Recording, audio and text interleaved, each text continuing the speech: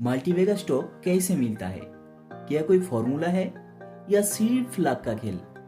आज के वीडियो में मैं आपको एक step by step practical professional level framework दूंगा जिससे आप मल्टीबैगर आइडेंटिफाई करना शुरू कर दोगे, चाहे आप बिगिनर हो या intermediate investor. No hype, no secret tips, सिर्फ logical research based process. Video के एंड में मैं एक स्टॉक के बारे में बताऊंगा जो आने वाले दिनों में मल्टीबैगर बन सकता है। तो चलिए शुरू करते हैं। मल्टीबैगर का मीनिंग सिंपल है, ऐसा स्टॉक जो मल्टीपल टाइम्स रिटर्न दे। लेकिन मल्टीबैगर बनने के लिए दो चीजें एसेंशियल होती है। एक, अर्निंग्स ग्रोथ, कंपनी का प्रॉफिट कंटिन्यूअसली ग्रो होना चाहिए। दो, वैल्यूएशन एक्सपेंशन, मार्केट कंपनी को ज्यादा प्रीमियम देने लगे। अगर कंपनी का प्रॉफिट 5 साल में 4x हो जाए और वैल्यूएशन 2x हो जाए तो स्टॉक प्राइस 8x हो सकती है। इसी कॉम्बिनेशन को हम मल्टीबैगर इंजन बोलते हैं। मल्टीबैगर हंटिंग में सबसे बड़ा फैक्टर होता है mindset. You don't need 100 stocks, आपको सिर्फ 2 से 3 क्वालिटी कंपनीज चाहिए जो लॉन्ग टर्म होल्ड हो। मल्टीबैगर एक साल में नहीं बनता, इसको 5 से 10 साल लगते हैं। इसीलिए पेशेंस, कॉन्विक्शन और रिसर्च सबसे स्ट्रॉन्ग टूल्स हैं। बड़े कंपनीज रेयरली मल्टीबैगर बनती है क्योंकि वो ऑलरेडी मैच्योर होती है। Based multibagger hunting zone small cap 500 से 3000 करोड़, मिड कैप 3000 से 10,000 करोड़। क्यों? क्योंकि स्मॉल साइज मतलब ह्यूज ग्रोथ रनवे। ऐसी कंपनीज इंडस्ट्री में नीश प्लेयर होती है। जब डिमांड बढ़ता है ये कंपनीज बूम करती है।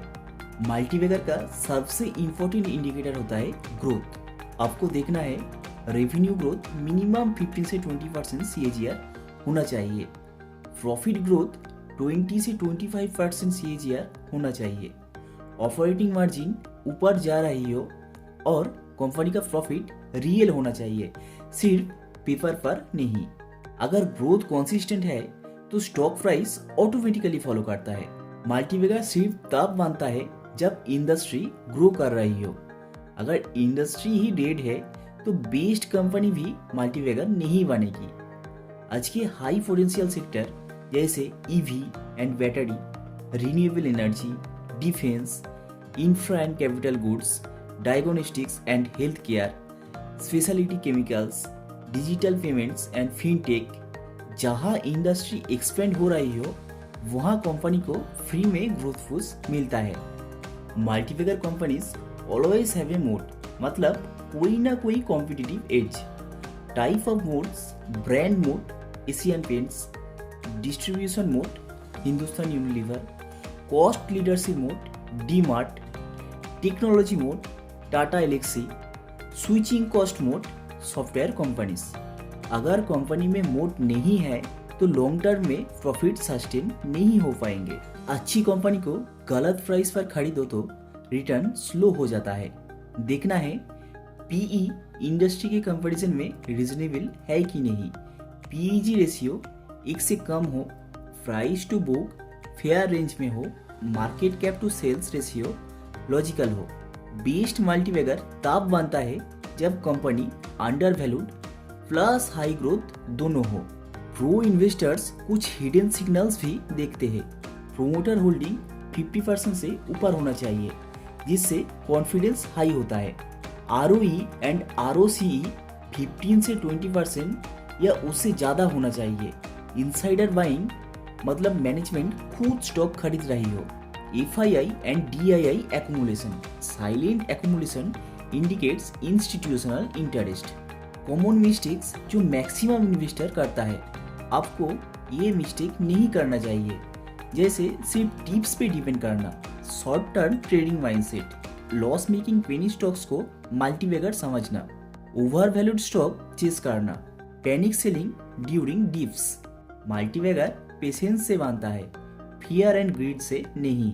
फाइनल चेकलिस्ट, स्मॉल और मिड कैप, 15 से 20% रेवेन्यू ग्रोथ, 20 से 25% profit growth, industry tailwinds, strong moat, low debt, ROE ROCE 15% plus, reasonable valuation, long term runway.